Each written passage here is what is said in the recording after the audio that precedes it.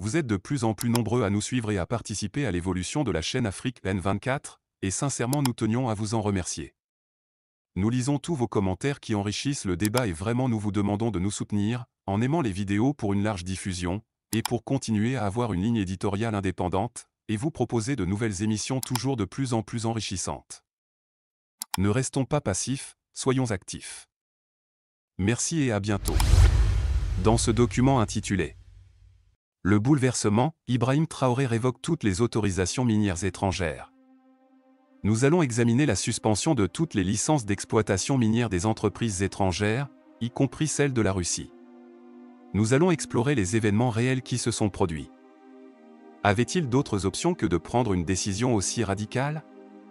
Il s'est avéré qu'il avait découvert les activités secrètes des entreprises étrangères au Burkina Faso. Alors, comment a-t-il procédé pour annuler ces licences? Avant de poursuivre, nous vous encourageons à aimer cette vidéo en cliquant sur j'aime. Cela indique à YouTube que cette vidéo est informative et la rend accessible à un plus large public. Continuons maintenant. Existe-t-il un pays où le chef d'État a le pouvoir d'expulser toutes les entreprises minières internationales exploitant l'or national? Jusqu'à récemment, une telle action était inédite, jusqu'à ce que le capitaine Ibrahim Traoré du Burkina Faso marque l'histoire par son initiative audacieuse. Avant de prendre cette décision radicale, il a méticuleusement consolidé un réseau de soutien parmi les figures les plus influentes. Dans un mouvement sans précédent, le capitaine Traoré a annulé toutes les autorisations d'exploitation minière accordées aux entreprises étrangères, y compris celles de la Russie. En réalité, Ibrahim Traoré s'est retrouvé contraint de prendre des mesures drastiques. Il est devenu évident qu'il avait découvert les opérations clandestines menées par des sociétés étrangères au Burkina Faso.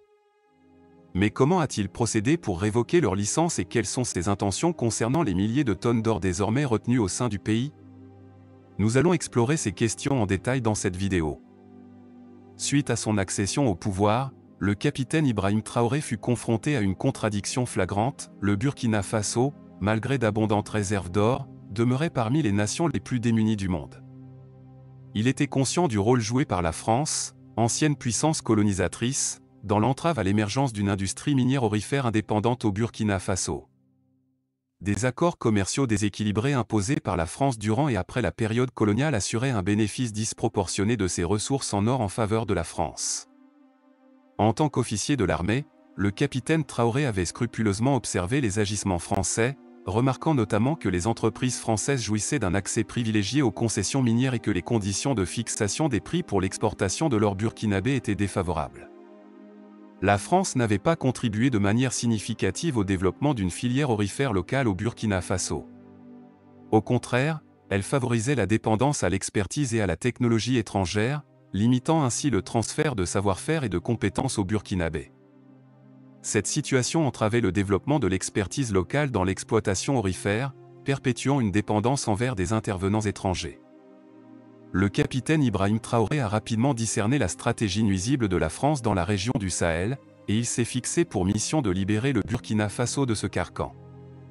Il était conscient de l'influence politique prédominante exercée par la France sur les gouvernements burkinabés précédents, s'assurant que les politiques mises en place favorisaient les intérêts français, notamment dans le secteur minier. Cette influence se manifestait par une opposition aux politiques encourageant le contrôle local des ressources en or et par la pression exercée sur le gouvernement pour accorder des avantages aux entreprises françaises. Dans cette optique, Ibrahim Traoré décida de consolider d'abord son pouvoir. Son objectif était de démanteler le système oppressif au Burkina Faso, où le franc CFA, monnaie commune à plusieurs pays d'Afrique de l'Ouest, contribuait à l'exploitation de l'industrie aurifère burkinabé. Le taux de change fixe du franc CFA par rapport à l'euro, jugé artificiellement élevé, nuisait à la compétitivité mondiale des exportations burkinabées, décourageant les investissements et limitant les revenus potentiels issus de l'exportation d'or. En effet, la France pouvait importer d'importantes quantités d'or du Burkina Faso, renforçant officiellement le franc CFA, puis dévaluant la monnaie une fois l'achat effectué, payant ainsi moins cher que le prix initial de l'or. Il devenait évident que l'implication française dans l'industrie aurifère du Burkina Faso était principalement motivée par l'exploitation des ressources du pays à son propre avantage, sans égard pour le développement et le bien-être du Burkina Faso. Plus d'un an après son arrivée au pouvoir, le capitaine Ibrahim Traoré a décidé de concrétiser ses ambitions à travers un acte audacieux et d'envergure, qui a résonné dans toute l'Afrique et au-delà. Le dirigeant burkinabé a annoncé l'expulsion de toutes les sociétés minières étrangères opérant dans son pays.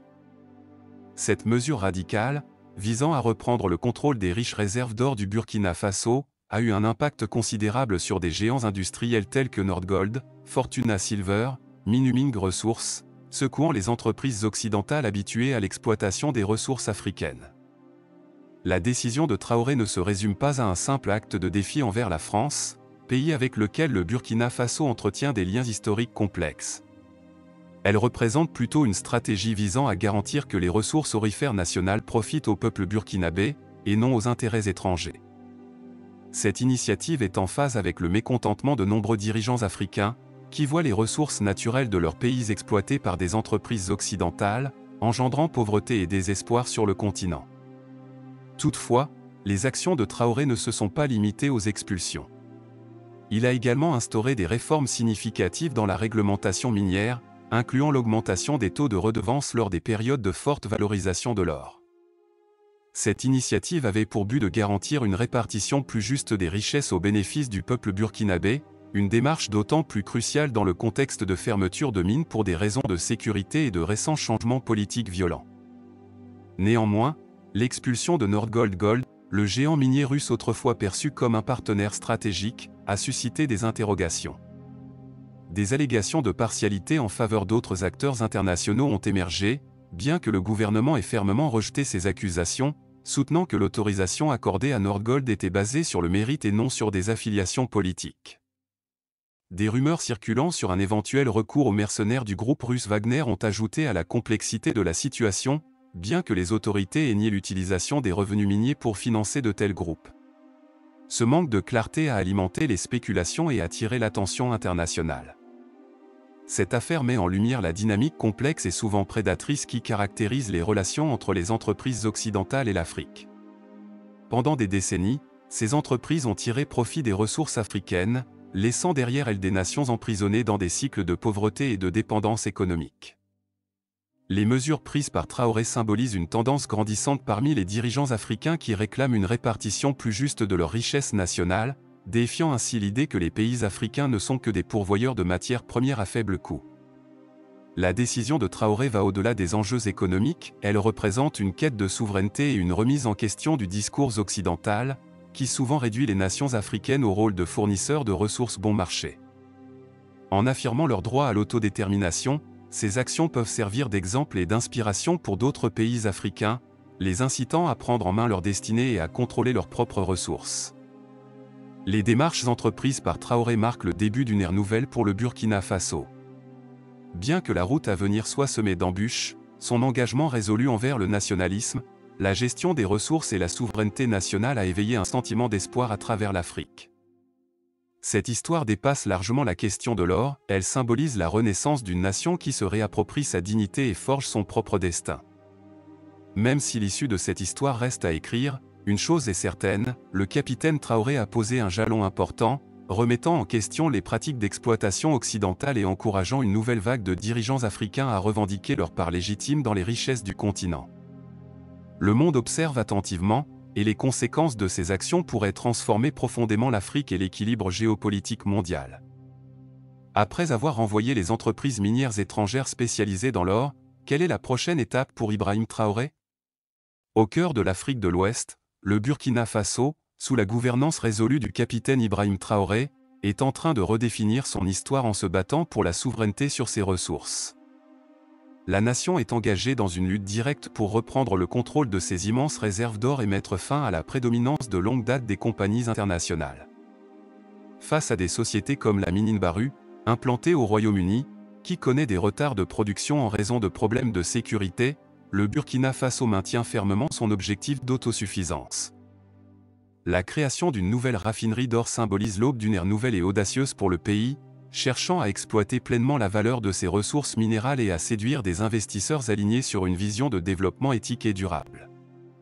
Auparavant, le Burkina Faso avait l'obligation de permettre l'exportation d'or non raffiné, ce qui a eu pour conséquence de priver le pays de la possibilité de générer des revenus plus élevés. l'exportation d'or brut impliquait d'accepter des prix moins élevés et de rester en dehors du processus de raffinage. Cependant, à présent que le Burkina Faso a entamé la construction de sa propre raffinerie d'or, ses autorités seront présentes sur place pour déterminer équitablement la part qui revient au Burkina Faso. Néanmoins, l'expulsion de la compagnie minière russe par le capitaine Ibrahim Traoré a pris de court de nombreuses personnes. La Russie étant un nouvel allié du Burkina Faso, on aurait pu s'attendre à une approche plus conciliante. Cependant, le capitaine Ibrahim Traoré adopte une approche distincte, il refuse de lier les relations du Burkina Faso avec la Russie à la possibilité pour les entreprises russes d'exploiter des mines dans le pays. Il considère ces deux aspects comme des questions distinctes qui ne devraient pas être entremêlées. N'oubliez pas de montrer votre soutien en appréciant et partageant cette vidéo, en plus de vous abonner à notre chaîne pour accéder à davantage de contenu portant sur la culture, l'histoire, la civilisation et l'identité noire. Continuons. De plus, il aspire à éviter la répétition du même schéma, plutôt que de reproduire les pratiques passées, il cherche à élargir la base des alliés en autorisant de nouveaux acteurs à exploiter les ressources aurifères du Burkina Faso. Aujourd'hui, en reconnaissant les contributions d'entreprises telles que Nordgold à l'histoire du Burkina Faso, un vent de changement souffle sur le continent, porté par un profond désir d'atteindre l'indépendance économique et d'instaurer la justice sociale. Le mouvement en faveur de l'autosuffisance prend de l'ampleur. Ce récit va au-delà de l'histoire de l'or, il relate le voyage d'une nation vers l'autodétermination, l'histoire de personnes affirmant leur juste place à l'échelle mondiale. Même si la bataille est loin d'être achevée et que le chemin à parcourir peut être parsemé d'obstacles, l'esprit d'indépendance et la persévérance inébranlable du capitaine Traoré apportent une lueur d'espoir. En dépit des évolutions récentes, Nordgold a occupé une position centrale dans l'industrie minière au Burkina Faso.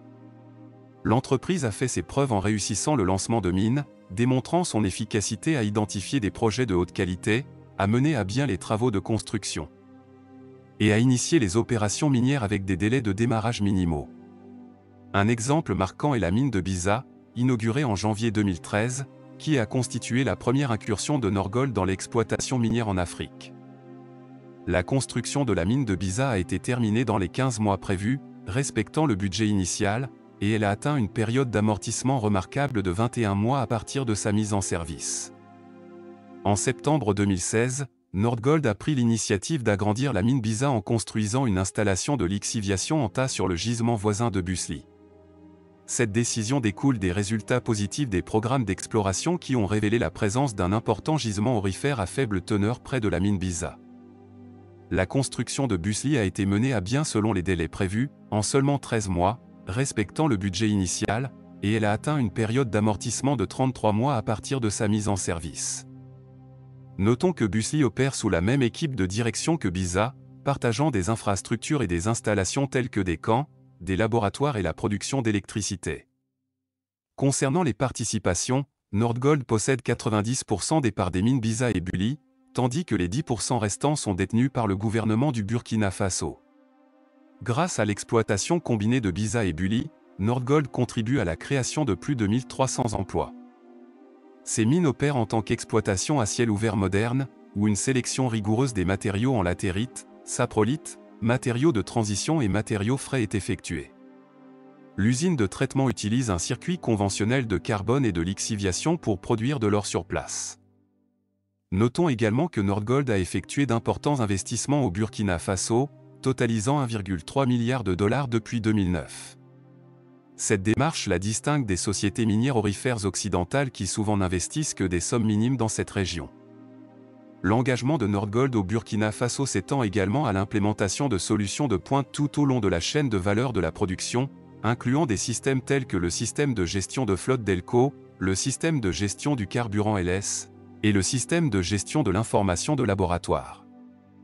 Ces investissements tirent profit de l'expertise géologique locale, bénéficient d'une main-d'œuvre hautement qualifiée et permettent de réaliser des économies d'échelle. Grâce à ces infrastructures et à sa contribution fiscale au Burkina Faso, qui s'élève à environ 60 millions d'euros, Nordgold a réussi à faire de cette entreprise l'une des plus rentables du pays. Il est essentiel de souligner que 95% des employés de Nordgold sont des citoyens burkinabés, ce qui démontre l'étroite intégration de l'entreprise avec la main-d'œuvre locale. De plus, le gouvernement du Burkina Faso détient une participation de 10% dans ces deux exploitations minières, renforçant ainsi le partenariat entre Nordgold et le pays. Cependant, le capitaine Ibrahim Traoré a récemment pris conscience que des entreprises étrangères exploitaient le Burkina Faso de manière éhontée. L'augmentation de la production d'or a débuté en 2002, en parallèle à une augmentation significative des prix de l'or sur le marché mondial. Les préoccupations concernant les revenus insuffisants que le gouvernement tirait de cette ressource précieuse ont conduit à une augmentation des taux de redevance sur l'or en 2010, sous le régime du dictateur brutal Blaise Compaoré. Avec l'introduction d'un nouveau mécanisme de redevance lié au prix mondial de l'or, les taux ont été conçus pour augmenter en fonction des seuils de prix. Il convient de noter que la mine de Northgold aurait été exemptée de ces nouveaux taux de redevance en raison d'un accord controversé conclu 15 ans auparavant. Un contrat datant de 1995 a révélé que l'ancien propriétaire de la mine, la société canadienne High River Gold, avait conclu un accord qui fixait le taux de redevance à 3% pour toute la durée de vie de la mine, sous le régime de Blaise Compaoré. Des calculs basés sur les données du ministère des Mines du Burkina Faso en matière de production d'or suggèrent que Nordgold a bénéficié d'une économie fiscale de 16,5 millions de dollars grâce à cette faible imposition garantie, connue sous le nom de clause de stabilité fiscale. Cette disposition avait été initialement introduite pour attirer les entreprises étrangères inquiètes de l'instabilité fiscale et politique, mais elle est devenue controversée car elle semble empêcher tout changement futur de la législation fiscale d'un pays. De manière surprenante, malgré les efforts du gouvernement burkinabé visant à imposer des redevances plus élevées en 2011, il semble que la plainte de Nordgold ait maintenu le statu quo fiscal. Apparemment, les propres divulgations et rapports annuels de Nordgold ont confirmé un taux de redevance constant de 3%, ce qui a entraîné une économie de 16,5 millions de dollars sur les prix de l'or supérieurs à 1100 $ l'once. Cela a mis en évidence le fait que toutes les entreprises minières étrangères travaillant dans le secteur aurifère au Burkina Faso bénéficiaient illégalement du pays. Le capitaine Ibrahim Traoré n'avait qu'à attendre l'expiration des licences existantes pour les renouveler. Ce moment est arrivé, et maintenant, en utilisant son pouvoir absolu, il a décidé de ne pas délivrer de nouvelles licences avant d'avoir négocié de nouveaux accords. Les licences précédentes des entreprises étrangères comportaient des clauses qui maintenaient les impôts à un niveau bas, et le capitaine Ibrahim Traoré a préféré les annuler plutôt que de les renouveler. Le pourcentage des taxes serait resté inchangé en cas de renouvellement, mais il avait l'intention de renégocier les termes. Bien que tout le monde s'attendait à ce que le capitaine expulse tôt ou tard les entreprises canadiennes, britanniques et françaises, l'expulsion de la société russe a été une surprise. Cependant, il est important de comprendre que la décision d'Ibrahim Traoré d'annuler les licences existantes et de poursuivre de nouvelles collaborations peut être considérée comme une approche équitable pour traiter tous les alliés de manière uniforme.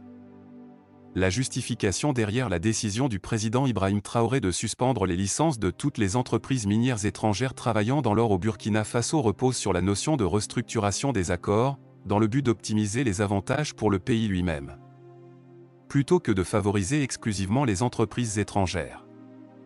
La logique qui sous-tend cette stratégie est d'initier une renégociation de nouveaux accords qui privilégient les intérêts et le bien-être du Burkina Faso, en veillant à ce que la nation soit le principal bénéficiaire de ses ressources aurifères. En annulant les licences existantes, Traoré a l'intention de mettre fin aux arrangements précédents qui pourraient ne pas avoir été avantageux pour le pays en termes de bénéfices économiques et de gestion des ressources. Traoré est conscient que les accords actuels conclus avec les entreprises minières étrangères sont opaques et désavantageux pour le Burkina Faso. Il argue que ces contrats favorisent les entreprises étrangères, laissant au Burkina Faso seulement une fraction des bénéfices générés par son propre or. En annulant les licences existantes et en entamant des négociations, le Burkina Faso a l'opportunité d'instaurer des règles du jeu équitables et de garantir une répartition plus juste de la richesse. Cette démarche promeut également la transparence en rendant tous les aspects des accords accessibles au public et exempts de toute corruption. Il est important de noter qu'Ibrahim Traoré détient un pouvoir absolu au Burkina Faso. Il reconnaît que l'histoire du pays est marquée par l'exploitation de ses ressources par des entités étrangères à des fins personnelles. La décision de Traoré constitue un pas significatif vers l'affirmation de la souveraineté du pays sur ses ressources naturelles. En reprenant le contrôle de son industrie aurifère, le Burkina Faso peut garantir que ces ressources sont utilisées pour le développement et la prospérité de sa propre population, plutôt que pour l'enrichissement des entreprises étrangères. Le processus de renégociation représente une opportunité unique d'augmenter les revenus du Burkina Faso tirés de l'or. Ces fonds supplémentaires peuvent être investis dans des domaines essentiels tels que l'éducation, les soins de santé, le développement des infrastructures et la réduction de la pauvreté. En investissant dans sa population et son infrastructure, le Burkina Faso aspire à se libérer de la dépendance à l'égard de l'aide étrangère et à tracer sa propre voie vers un développement durable. Les actions de Traoré ont eu un écho dans toute l'Afrique, inspirant d'autres nations riches en ressources naturelles à revoir leurs accords avec les entreprises minières étrangères. La décision audacieuse du Burkina Faso illustre clairement comment les pays africains peuvent reprendre le contrôle de leurs ressources naturelles et négocier des accords plus équitables qui profitent à leur population. Cette transformation dans la dynamique du pouvoir pourrait avoir des répercussions majeures pour l'ensemble du continent, ouvrant la voie à une distribution plus équitable des richesses et des ressources.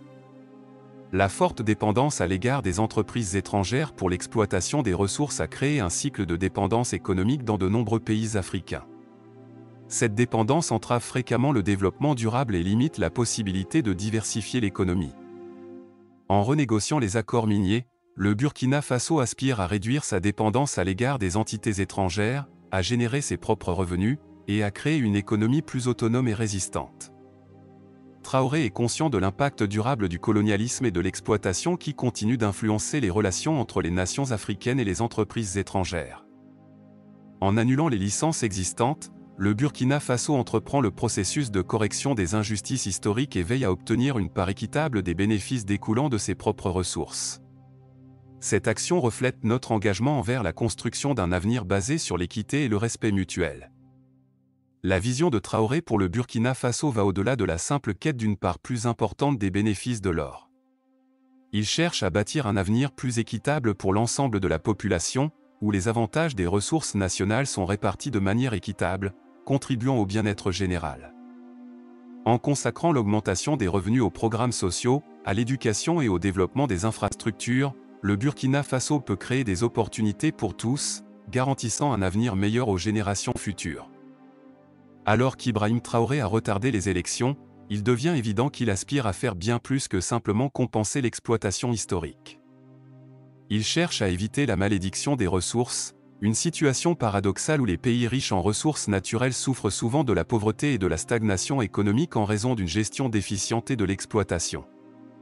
La décision de Traoré de renégocier les accords miniers reflète son engagement en faveur de l'évitement de la malédiction des ressources, en misant sur la transparence, la responsabilité et la gestion responsable des ressources.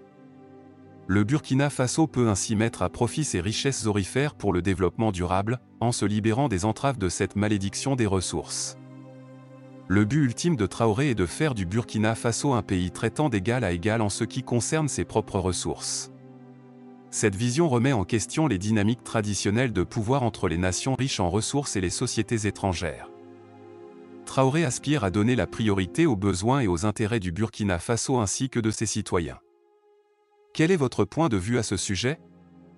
Estimez-vous que le capitaine Ibrahim Traoré a pris la bonne décision en annulant les licences de toutes les entreprises étrangères, ou aurait-il dû exempter la société minière russe?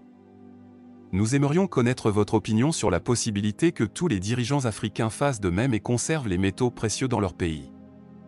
Si vous souhaitez visionner davantage de vidéos similaires, n'oubliez pas de vous abonner à notre chaîne et de cliquer sur l'icône en forme de cloche à côté.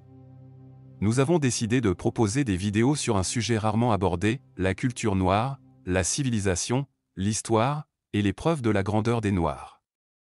Nous voici à la fin de cette chronique, et nous espérons vivement qu'il vous a été agréable. Nous sommes impatients de recueillir vos impressions, alors n'hésitez pas à nous les partager dans la section des commentaires si vous avez trouvé cette chronique informative. En outre, nous avons remarqué que de nombreux spectateurs n'ont pas encore souscrit à notre chaîne. Votre soutien est crucial pour nous permettre de continuer à créer du contenu captivant pour l'Afrique des libertés. Pour nous encourager, veuillez cliquer sur le bouton j'aime. Exprimez votre soutien en appréciant et en partageant cette vidéo afin d'aider l'algorithme YouTube.